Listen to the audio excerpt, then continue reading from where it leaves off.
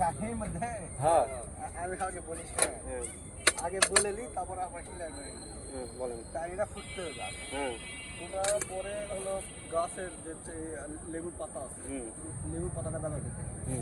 দেওয়ার পরে হলো আপনি হলো দারচিনি লং এলাচ এলাচ দেওয়া যাবে না আর হলো ইয়া দেওয়া লাগবে তেজপাতা তেজপাতা এই কয়েকটা জিনিস দিয়ে গরম করে নিতে হবে। বয়েল করতে হবে ফুটন্ত অবস্থা দিতে হবে ঠান্ডা অবস্থা দিলে এরা জাম হয়ে যাবে। আচ্ছা তারপরে তারপর বানাতে আর লিগার, এটা কি লিগার ব্যবহার করেন? ইস্তাহানি না যে কোনো পাতি ব্যবহার করা যে কোনো পাতি?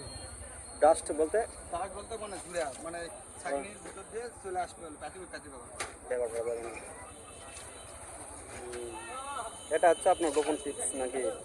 তারপর লিগার দিয়ে ওই চাকনি দিয়ে গরম পানি ছেড়ে দিতে হবে, তারপর দিতে হবে লেবু, আদা আর চিনি।